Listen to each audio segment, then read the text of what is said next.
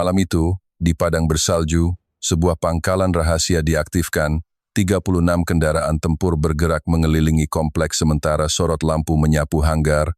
Di ruang kendali bawah tanah, 12 perwira senior berdiri kaku di depan layar hitung mundur, napas seluruh kru membeku saat angka terakhir mendekat.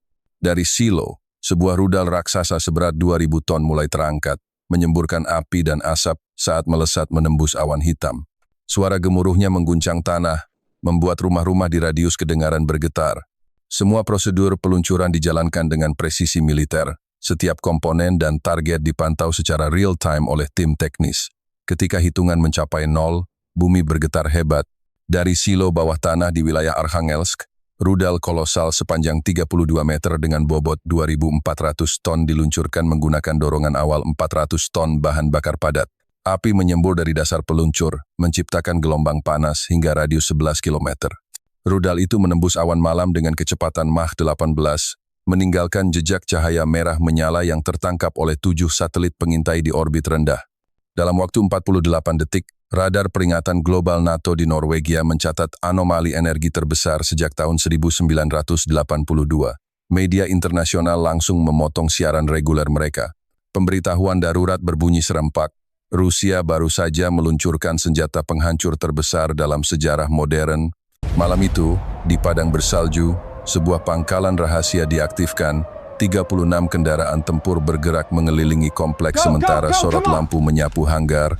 Di ruang kendali bawah tanah, 12 perwira senior berdiri kaku di depan layar hitung mundur.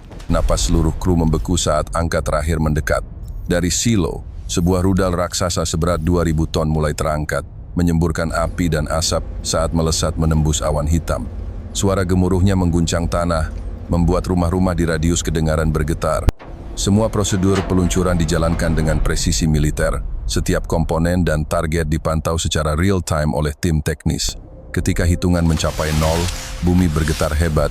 Dari silo bawah tanah di wilayah Arkhangelsk, rudal kolosal sepanjang 32 meter dengan bobot 2.400 ton diluncurkan menggunakan dorongan awal 400 ton bahan bakar padat. Api menyembur dari dasar peluncur, menciptakan gelombang panas hingga radius 11 km. Rudal itu menembus awan malam dengan kecepatan Mach 18, meninggalkan jejak cahaya merah menyala yang tertangkap oleh 7 satelit pengintai di orbit rendah. Dalam waktu 48 detik, radar peringatan global NATO di Norwegia mencatat anomali energi terbesar sejak tahun 1982. Media internasional langsung memotong siaran reguler mereka. Pemberitahuan darurat berbunyi serempak. Rusia baru saja meluncurkan senjata penghancur terbesar dalam sejarah modern, 400 derajat Celcius, menjadikan aspal dan logam meleleh seperti lilin. Hanya 42 detik kemudian, rudal kedua menghantam pangkalan Negev, menimbulkan bola api setinggi 1,2 km yang membakar 317 tank Merkava Force serta 26 depot bahan bakar. Rantai ledakan menjalar ke gudang amunisi berisi lebih dari 19.000 peluru artileri, menciptakan dentuman beruntun selama hampir 2 menit. Haifa pun tak luput. Rudal ketiga menghantam dermaga Milport 07, menghancurkan 3 kapal perang SAR, 6 dan 2 fasilitas logistik utama. Gelombang laut yang timbul mencapai tinggi 38 meter, menyapu seluruh zona industri pesisir. Dalam 6 menit, 3 kota terbesar Israel berubah menjadi lautan api, dan sistem pertahanan nasional kehilangan 82% kapasitas tempurnya. Langit di atas Israel malam itu berubah menjadi merah darah ketika gelombang serangan kedua menghantam tanpa ampun. Saksi di perbatasan menggambarkan ledakan-ledakan beruntun dengan kekuatan setara 800 ton TNT yang mengguncang radius lebih dari 60 km. Dalam waktu 47 menit, lebih dari 3.200 bangunan komersial dan 19 instalasi militer hancur total. Sistem komunikasi utama berhenti berfungsi setelah 12 satelit penghubung kehilangan sinyal karena interferensi elektronik Rusia. Jaringan listrik nasional padam di 87% wilayah, termasuk Tel Aviv, Haifa, dan Beersheva. Sekitar 1,4 juta penduduk berusaha mencari perlindungan di 2.700 bunker. Namun sebagian besar fasilitas hanya mampu menampung 300 orang per unit. Suara sirene berhenti ketika pusat komando Angkatan Pertahanan Israel di Kirya kehilangan kontak dengan semua brigade aktif.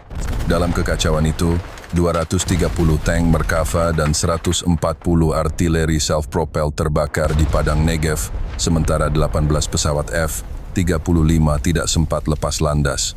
Api melahap gudang bahan bakar menimbulkan semburan panas hingga 200 derajat Celcius. Dari udara, Tel Aviv tampak seperti lautan bara sepanjang 20 km. Internet nasional lumpuh total, membuat dunia luar hanya bisa menyaksikan melalui citra satelit sebuah negara modern runtuh dalam kurang dari 1 jam. Bagi dunia luar, Israel seakan menghilang dari peta bumi.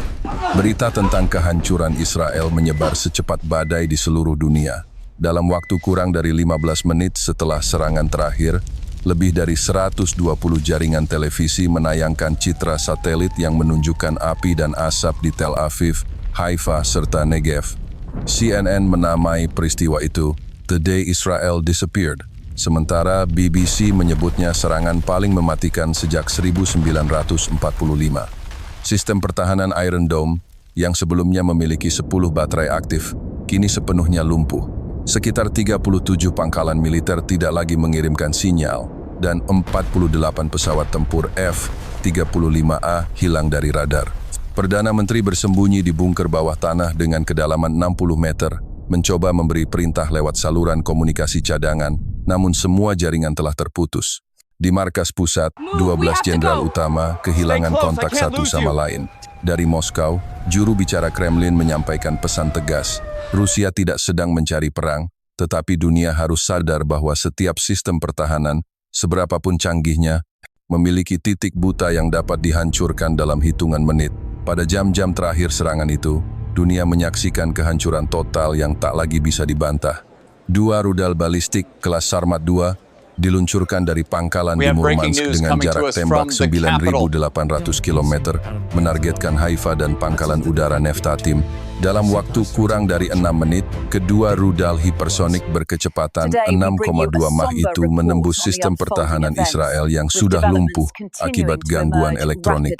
Gelombang panas pertama menghancurkan 50 unit jet tempur F-35 Lightning II yang masih berada di hangar, diikuti ledakan bahan bakar aftur sebanyak 12.000 liter yang memicu kebakaran berantai di seluruh kompleks. Di Haifa, kapal perang kelas Sa'ar 6 seberat 1.900 ton terbakar di pelabuhan, menghasilkan bola api setinggi 300 meter. Lebih dari 48.000 warga sipil dilaporkan tewas, sementara 150.000 lainnya terluka akibat runtuhan dan paparan radiasi termal. 6 rumah sakit utama di Tel Aviv dan Be'er Sheva kehilangan pasokan listrik serta sistem oksigen, memaksa dokter bekerja dengan lampu darurat. Pemerintah Israel tak lagi mengeluarkan perintah seluruh jaringan komunikasi militer hancur dalam 27 detik pertama setelah gelombang ketiga jamming dimulai. Dalam konferensi singkat di Moskow, juru bicara Kremlin menyatakan dengan nada datar, "Kami tidak berniat berperang dengan dunia, namun siapapun yang bermain api akan terbakar habis." Pernyataan itu menutup malam panjang yang menandai berakhirnya kekuatan militer Israel setelah 7 dekade berdiri di kawasan Timur Tengah.